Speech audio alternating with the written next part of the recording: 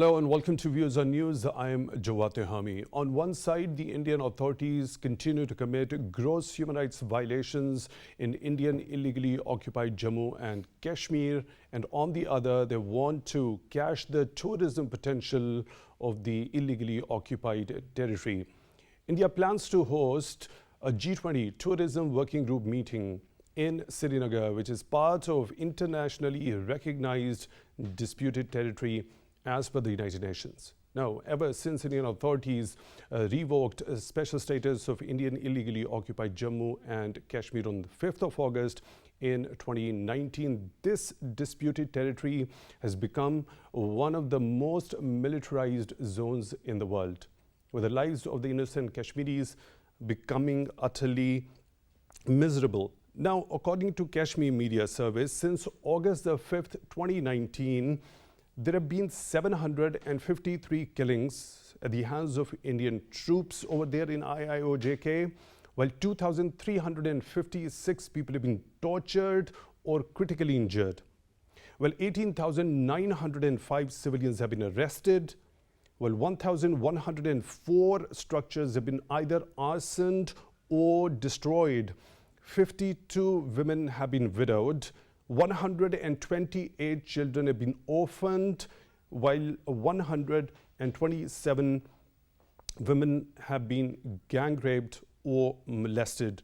These gut-wrenching statistics by Kashmir Media Service. Now, multiple international human rights organizations have raised alarms regarding these gross human rights violations by the Indian authorities against the innocent Kashmiris, but these calls have fallen on the deaf ears of Indian authorities. Now, as India is going to host this particular tourism working group meeting in Srinagar from 22nd to 24th of May, All-Party Hurriyat Conference in IIOJK has termed it a highly controversial move with its far-reaching consequences on the Kashmiris' struggle for the right to self-determination. Earlier we saw Pakistan's Foreign Office that earlier condemned India's decision, saying, let me quote, India's irresponsible move is the latest in a series of self-serving measures to perpetuate its illegal occupation of Jammu and Kashmir in sheer disregard of the United Nations Security Council resolutions and in violations of the principles of the United Nations Charter and international law, unquote. Now, amid such gross human rights violations by Indian authorities in IIOJK, what happens to be the responsibility, especially of the G20 members? Also, we have seen, as per some media reports, Indian authorities have decided to deploy the Marine and the National Security Guard commandos as part of stringent security measures for this particular event to be held in Srinagar. Now, here is another very important question. After former governor of IIOJK, Mr. Satyapal Malik's shocking revelations that it was the incompetence and carelessness of Indian Home Ministry that led to the tragic Pulwama attack, should the G20 members even consider to attend this particular moot in Srinagar? Let me quickly bring in our panelists. We are honored to have been joined in the studio by Dr. Talat Shabbir. He is Director, China-Pakistan Studies Center at the Institute of Strategic Studies in Islamabad. Dr. Talat, thank you very much for taking time out. You're welcome. And at the same time, on Skype, we are being joined from South Africa by Mr. Najm Saqib, his former ambassador. Mr. Najm Saqib, thank you very much for your time also, for being with us on Views on News tonight. We really appreciate that. Let me quickly begin the discussion with you, Dr. Talat. Now, the kind of gross human rights violations which are being perpetrated continuously by Hindu nationalist government led by Bharatiya Janata Party, led by Prime Minister Narendra Modi, its armed forces in IIOJK and other law enforcement agencies. Is there any sort of hope that they might rectify or correct the behavior in future?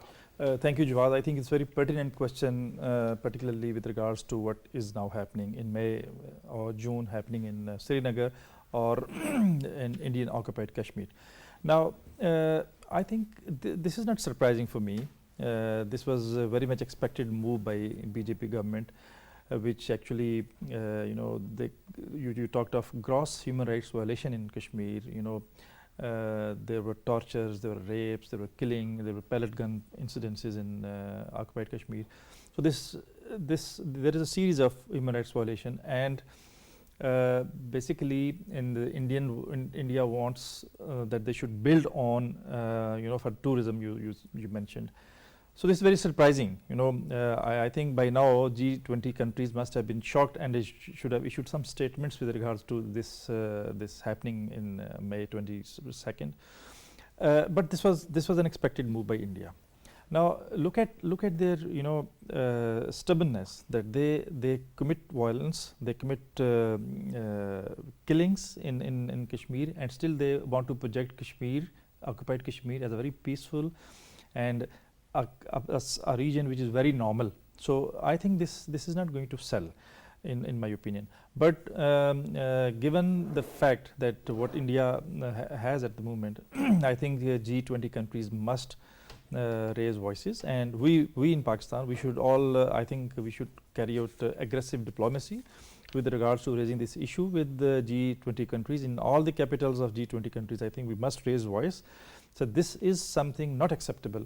And when we talk of international law, a disputed territory which is on the agenda of United Nations Security Council, how can you declare it as a part of your country and hold such event, which is rightly called by many as inappropriate action by the Indian government?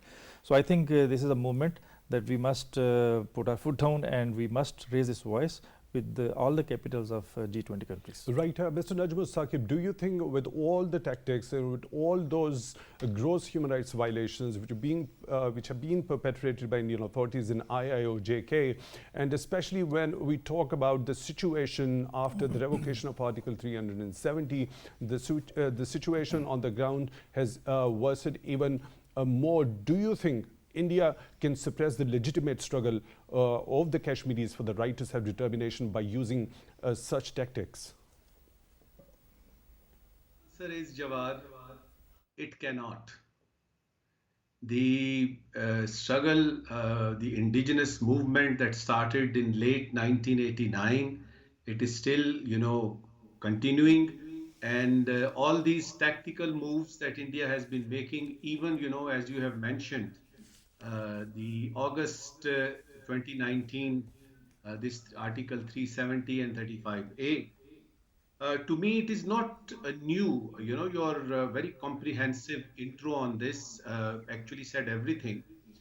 To begin with, this particular move, that to hold one particular, meeting of this extremely economic orientated forum, G20, it is not only inappropriate, it is illegal, it is immoral, and it is totally out of context.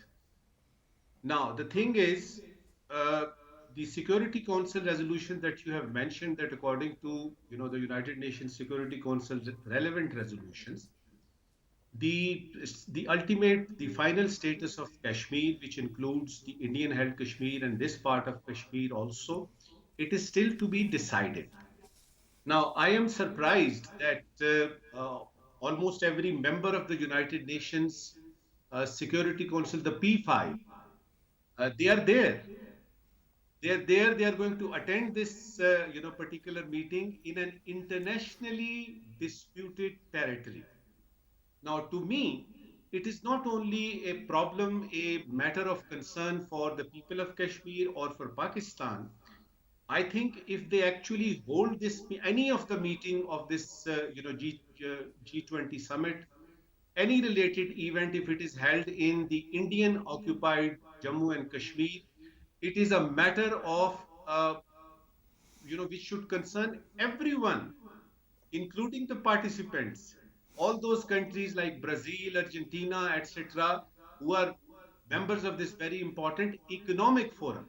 Now, the hidden thing, the hidden message for the world is that we are the fastest growing economy in the world. Right now, we are the president of G20, and we might not invite China, by the way, in this, important event for political reasons. As far as this area, the illegally occupied Jammu and Kashmir, it has been our integral part. It was our integral part, and after August 2019, it has been officially announced and incorporated in the Constitution of India, etc., etc.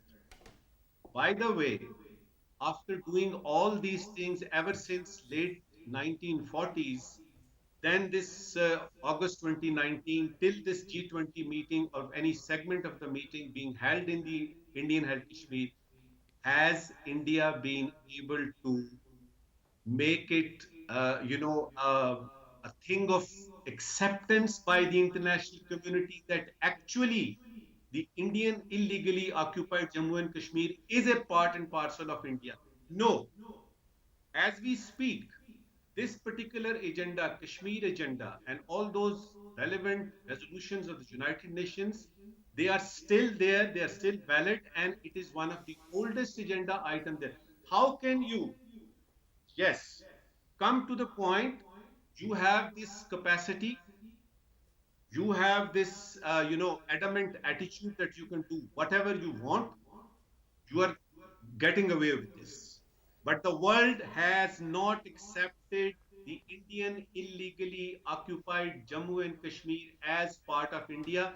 And this is one other move just to, one is express, the other is implied. India thinks, which is absolutely wrong, that impliedly if ever this any of the meetings of the G20 takes place in Indian illegally occupied Jammu and Kashmir, it would be impliedly understood that it is a part of India. That is a wrong thinking, wrong assumptions, and India is not going to be successful in this. Lastly, if the purpose is tourism, I can assure you that India has not allowed any journalists or outside people, not from Pakistan, anywhere of the world, anywhere in the world, they are not allowed to go to those areas. Now, I am surprised, I am amazed that how come the tourists will come and will not see the tremendous, the enormous amount of human rights violations which are taking place there.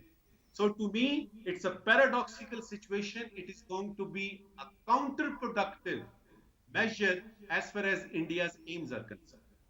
Right, Dr. Talat, very comprehensively, Mr. Najm Saqib has shed light that whatever the aims or the prospective outcomes the Indian authorities have in their minds, that those are not going to come into fruition. Your take regarding I think I agree with Ambassador Saab. He's right in his analysis that it won't create much because when you go out of maybe a five-star hotel, you'll find things on ground and find negative things on ground. But I think Indians, they are trying to create a perception for the since with the delegates, there are many delegates coming to Srinagar, and they have plans to take them to various sightseeing spots. I think they would try to create a perception that look, this is very normal, and it is as normal as Goa, it is as normal as Gujarat because they are holding various G20 related events in other settled peaceful areas also. So now that they would try to create a perception and equate Kashmir with other part of India. So this is one perception they'll be able to create. Secondly, since we are the party to this dispute, so we have objections to what is happening. We say this is inappropriate, this is immoral, this is illegal, from all perspective when we look at the situation. But do we really think that we will be able to convince G20 countries that look, this is where you're going is our disputed territory? Well, here comes a very important question. Why do Pakistan needs to tell the international community and tell them, look, this is internationally recognized disputed territory? This is a real... No, naturally, what happens to be the responsibility of the G20 members, especially when we talk about the P5, who are the signatories to all the United Nations Security Council resolutions regarding this dispute? This is the real politic, I would call it, because they exactly know what is happening in Kashmir. And you just see, they are still thinking of inviting China, whether they invite China or not. For political reasons, they may not invite China, though they are part of G20 and P5. But it's a real politic. the countries, the major powers. I don't understand that thing. If they might not be inviting China in this particular mode of G20, what about them if they don't consider them inviting them in the Council of Foreign Ministers meeting that is going to be held under the auspices of SEO also? Yeah, I think there are some meetings which are taking place not in Kashmir, outside Kashmir. Maybe they intend inviting them there, but I think they are trying to create optics by doing it, and they will. I think they will create a perception at the end of this event that Kashmir has returned to normalcy. Human rights violations that you know about them, and Pakistan talks about, or Kashmiris talk about, are not so much that they come to media. So they will try to create a perception in the world community that this is a normal, and it is as normal as Goa, Gujarat, and other parts of India. This is going to be very unfortunate, because as you also mentioned, that is the responsibility of the major powers and responsibility of P5 to look into the matter. And I think some of the countries, if on high moral grounds, they should have refused to join this meeting. But the morality in international relations is not driven by the principles. I think it is driven by realpolitik. And realpolitik, they look at Indian economy, they look at the advantage of being India's friend. So that is what we will face. And I think in this situation, even there are Muslim countries which are part of this G20. I think we should at least put up our case with them, or we should have some protests coming from some countries with regard to this situation. Right. We are joined by another participant on the phone line. Mr. Altaf Hussain Wani is Chairman, Kashmir Institute of International Relations. Mr. Altaf Hussain Wani, thank you very much for taking time out for Views on News tonight. Really appreciate that. As India is going to host this tourism working group meeting of G20 in Srinagar, we know there have been gross human rights violations at the hands of Indian authorities ever since, especially when the situation worsened after the revocation of Article 370 and 35A. On one side, it commits gross human rights violations in IIOJK. On the other, it wants to cash the tourism potential of this particular internationally recognized disputed territory. Isn't it ironic? Absolutely, it is ironic, but as we know, as the other participant was talking about, the international community talks about international relations, about the real politics. What India is doing currently is it is to camouflage all its human rights violations, the crimes against humanity she has done in Kashmir, as she is doing in occupied Kashmir. To camouflage that, they are organizing this tourism working group meeting in Srinagar. They have cosmetic beauty of Kashmir, beautified the city of Srinagar for this. And this is on the blood of the people of Kashmir, on the dead bodies of the people of Kashmir who had laid their lives for their right to self-determination. What we people in Kashmir, what we think, what the people of Kashmir think, they are not against any tourism. Tourism is good, but not on the dead bodies of the people of Kashmir, but not at the cost of the right to self-determination of the people of Kashmir. We have protested to the G20 countries. We have written to them. We have written to all the G20 heads. Even Pakistan has rejected and protests against this to the G20 countries. But still, India is pursuing it. India will do it. India will go with it.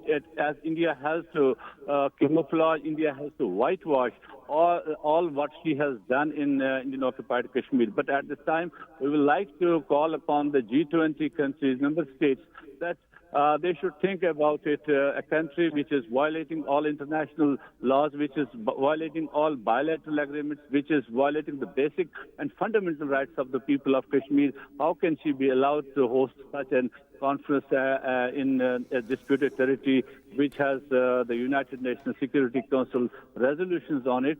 So the G20 countries will have to think on it. And next, if the G20 country delegates go there, we tell them that go to those graveyards, visit those graveyards, the people who have been killed by the Indian army since in last 34 years, more than 100,000 people have been killed. Go to those families whose loved ones have have disappeared in the custody of the Indian families. Visit those villages where women have been raped by the Indian army in so-called siege and search operations. Go to those graveyards, visit those graveyards which have been constructed by the Indian army in far-flung areas, not giving the people the right to bury their loved ones in Kashmir. So going to the Srinagar, having a lunch or dinner with the Indian authorities is not going to serve the purpose of humanity. It's not going to serve the purpose of the terrorism, what they call it, what the theme the Indians have given it. That theme is not served by this kind of dichotomy which international community is pursuing and which India is trying to handpick them to this situation. Right, Mr. Wani, there are two different scenarios. We have seen the international community, the major world powers, especially also the United Nations, strongly condemning the kind of ban the Afghan authorities imposed on the rights of the women over there, ban on their right to employment as well as education. The entire international community, we saw also the closed door talks happening also in the Qatar's capital, Doha. So when it comes to the violation of women's rights in Afghanistan, the international community as well as the Security Council of the United Nations in its unanimous voice condemns in the strongest possible terms those violations and the commitments which were made by the Afghan authorities, who are not even the de jure government over there. So on the other side, when we talk about Indian atrocities in Indian illegally occupied Jammu and Kashmir, and especially where women are being raped and molested, and the rape is being used as the weapon of war, where that conscience of international community, United Nations Security Council, and the major world power goes. Yeah, you are very true. Unfortunately, we have seen that there are reports of the human rights violations documented by the Office of the High Commissioner. We have seen lots of reports by the international NGOs, not what we say, but the international NGOs, international human rights watchdogs, have time and again documented the human rights violation in occupied Jammu and Kashmir and alarming the Indian government, condemning the Indian government about these situations. But we have not seen the condemnation on the part of the Western capitalists or the so-called big economies of the Indian human rights violations so far. The way they are acted in the case of Afghanistan, the way they are acting in different cases, they have not acted in case of Kashmir. That's why with the dichotomy of the Indian international community, what we see of the United Nations, the Security Council, is that it is because of that we see a lot of conflicts are emerging around the globe because of these big powers use all these methods, be the rod of human rights, be the rod of this education and other things, for their own purpose. It's not to serve the humanity, but their own strategic interests, for their own economic interests. They take on some countries or some governments are not on the other. As we can see, the Indian government is the worst violator of human rights. And today, I was reading a report. Now, India has dropped to 161 while it comes to the right to freedom of expression. It has dropped in 185 countries. It is now 161. So this kind of country where the minorities don't have any right, where the minorities are being suppressed, they are not even allowed to perform the legal side, and not to talk of the people in Indian occupied Kashmir. Their all rights, including the right to life, have been snatched. Their property are being snatched. No basic fundamental rights to these people. But unfortunately, the international governments and the Big Five, except for the China, have turned a blind eye to what India is doing in Indian occupied Kashmir. Right, Mr. Altaf, Hussain, Wani, Chairman, Kashmir Institute of International Relations, joining us on the phone line. Thank you very much for being with us on Views on News tonight. We really appreciate your time. Mr. Najm Saqib, the same question to you. Where does the conscience of international community go? The United Nations Security Council goes when it comes to the violations of women's rights in IIOJK, but it has the unanimous voice in condemning that ban on the rights of women in Afghanistan. One of the panelists have used this word realpolitik. The answer is there, and in simple words, we can say that it is the double standards of the international community, the United Nations, and big powers. For instance, what is happening, as you have said, in Afghanistan? They are so meticulously, observing the situation about the girls' educations, human rights violations, women health, etc. Uh, but they don't see, what is happening in Palestine, for instance. They are oblivious of the fact what is happening with the human rights aspect in the Indian illegally occupied Jammu and Kashmir. So the thing is very obvious. Realpolitik, when you talk about realpolitik, it only talks about the national interest. There is no human angle, there is no moralities, there are no morals. It is a very crude and harsh setup in which the world has been moving not only now, it has been like this forever. They know that India is more powerful economically. They know that strategically also to counter China, India is more important. The US has been investing in India. Europe is focused on India as the new emerging, world power. They want to put India as a countermeasure for China. There are many bigger issues. Uh, why doesn't FATF see India? Uh, the crime rate in India, the, about 420 people, Jawad, according to an estimation, about 420 people in India die of hunger every day. Can't they see it? They know it. They know it. They're just overlooking it. As I said, double standards. For instance, what is happening in Syria, what is happening in Sudan now, what is happening in Palestine, what is happening in Central Asia, what is happening in Afghanistan, what is happening in Kashmir, we held Kashmir. They know it. But how? Why would they like to annoy India? If their economic interests and political interests, diplomatic interests, and actual interests, they are attached with India. Now, here a question arises: if what can Pakistan do if such a thing happens? Let's say a G20 meeting and what is the result? People want result. I mean, are the diplomats doing anything? Is Pakistani government doing anything? What is Islamabad doing? There are two things which I would like to sum up here, very important. One is that all the members of G20 have been contacted through diplomatic channel to the possible highest possible level. We have expressed our indignation and we have told them, each one of them except India, that this is immoral, this is inappropriate, this is illegal, this is out of context. So our diplomats are doing their job. Number two, if there is no tangible effect or result of our diplomatic efforts, should we just stop? Here I would like to make a very important for your viewers and for all of us. If today you stop saying this, if today you stop protesting and objecting to India's overtures, it would mean that Pakistan has accepted all this, whatever India is doing. This is a very important point, and that is why all those things which have been happening since 1948 and this, August 2019 until till today, the cash issue is still alive. It is still alive, although G20 or the United Nations, the United Nations Security Council or General Assembly or whatever, all those, they are not doing anything. What we call international community is silent, they are not doing anything. Yet, they know that this is a problem. Number two, they do not recognize officially or even informally.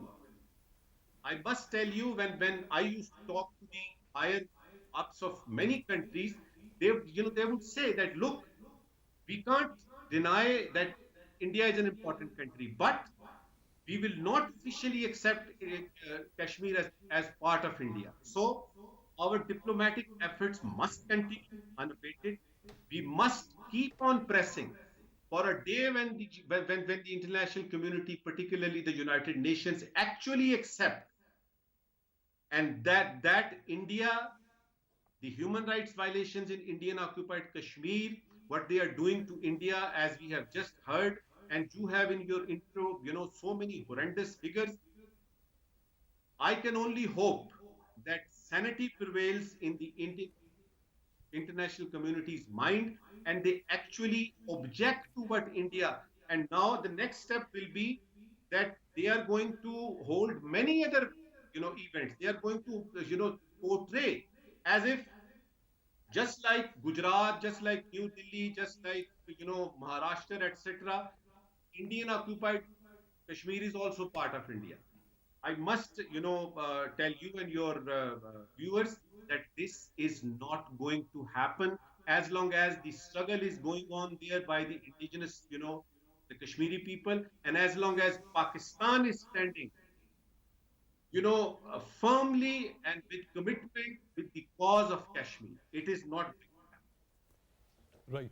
Dr. Talat, very important points highlighted and made by Mr. Najm Saqib, especially Pakistan's efforts regarding continue to speaking about this particular dispute and keep it alive. How do you understand that? Yes, I think that is what my recommendation was, and it is being done by the diplomatic corps all across the world.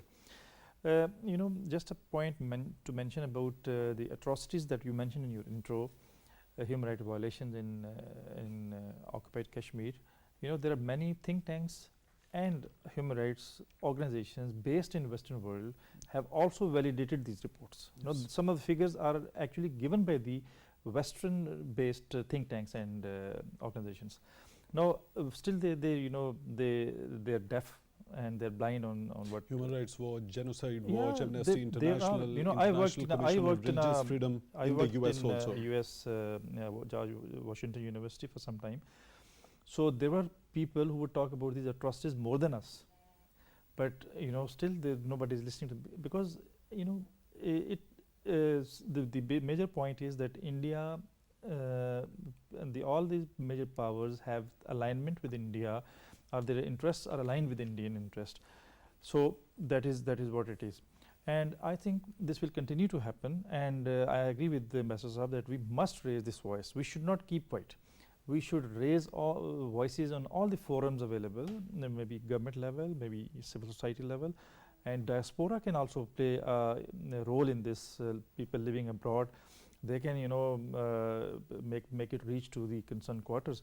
This is very important. We should not keep quiet, and once we let it happen once, so it will we should not allow this normalcy, at least in perception, coming to occupied Kashmir. So is there any sort of option at the hands of the Kashmiris, particularly the diaspora in various parts of the world? We have seen the Khalistan movement organizing various referendums.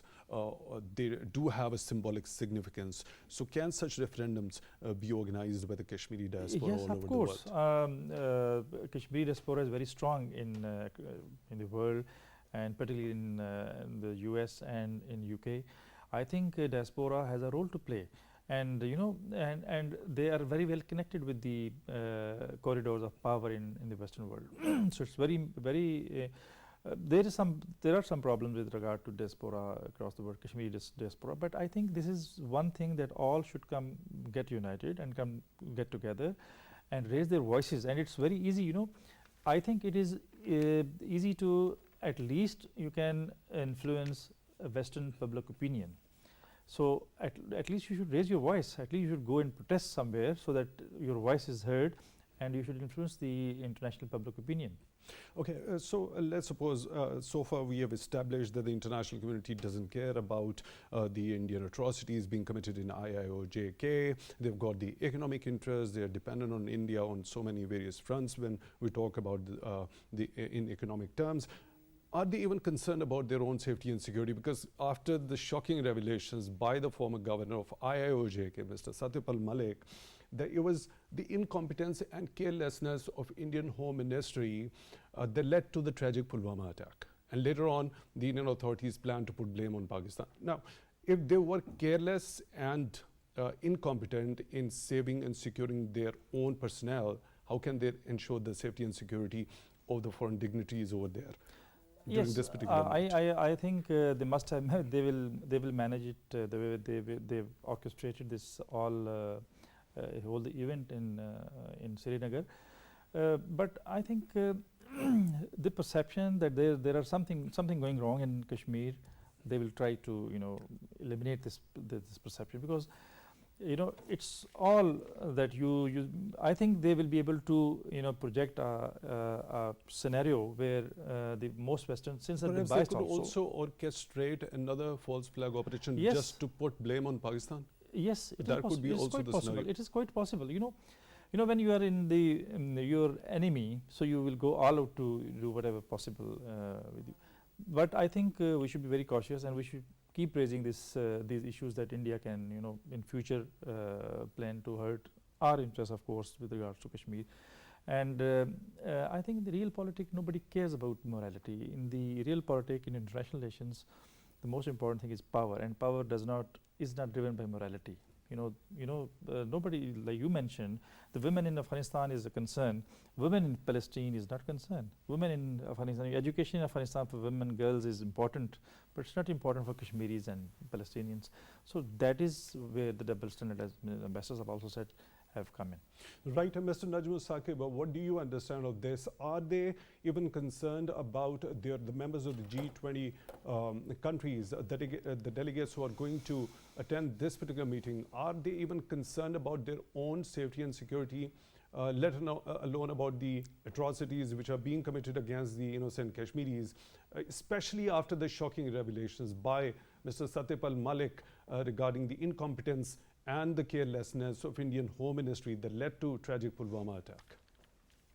This is a matter of grave concern for all the participants who would be attending this, and a voice coming from within India clearly stating the security threats and all that. And then they also know that the people of Kashmir are going to protest in any case. When this event is held, we will see, because we have seen people of Kashmir, when it comes to crunch, they are on the streets and they will be telling them. And by the way, sometimes, when I tell my students, then when there is a challenge, we should look for opportunities also. While we are addressing that challenge, we should also look for opportunity, and this will be a great opportunity, Jawad, I tell you, that if there is a protest in front of that five-star hotel or wherever they are going to put up those, participants, there will be speeches. They will tell them that, look, you are here in this occupied territory, and we are the inhabitants of this occupied territory, and this is what is happening to us.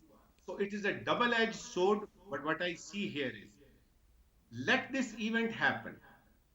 The Indian aims of taking it easy, this is part of India, etc., this is not going to help. Number two, officially and formally, it will not be a recognition of this fact that since G20 people are there, all the members are there, their representatives are there, it means that they acknowledge that the Indian occupied, Kashmir is a part of India. It is wrong. This is a wrong conception. The correct perception and conception is that they are overlooking this fact. The G20, which has United States of America, UK, France, Germany, Argentina, Brazil, etc., they are overlooking this fact. Their political and their principled stand on India's occupation of Jammu and Kashmir will stay the same. It doesn't mean that if Germany is there, it means Germany acknowledges that Al Kashmir is a part of India. Secondly, and lastly, I would say that we must continue our support, this moral, political, and diplomatic support that we have been extended to the people of Kashmir. No matter what kind of government is in Islamabad, we should continue that. And I must reiterate that this is the only issue that whenever there is a question in Parliament, the cause of Kashmir is the only issue where there is a unanimity. I'm not talking about consensus. I'm talking about unanimity. And as far as keep talking, I can assure you, uh, when I was Brazil as the ambassador of Pakistan, I had the opportunity to attend, a parliament session in which there was this, question of India and Kashmir. Luckily, they allowed me to speak, and the president of that committee, which was a former president of Brazil, he actually thanked me that this is the first time that we know that Kashmir is a disputed territory. Now, the diaspora, for instance, every February we have a Kashmir Solidarity Day all over the world. Every October, we have a Kashmir Black Day all over the world. And I can tell you, more than the diplomats, more than the officials of Pakistani government, it is the people of Kashmir who are outside of Pakistan and India. It is the people of Pakistan who are the actual ambassadors of Pakistan, working, speaking, doing things for the cause of it. So I am Right. hopeful. Point well The taken. days Mr. that Najm Saqib, I seek your pardon for the interjection over here. Your point is well taken, and unfortunately, we're short of time. I'll have to end the show over here. Former ambassador joining us from South Africa on Skype. Really appreciate your time for being with us on Views on News tonight. Really appreciate that. And in the studio, we were joined by Dr. Talat Shabbir, Director, China-Pakistan Studies Center, Institute of Strategic Studies in Islamabad.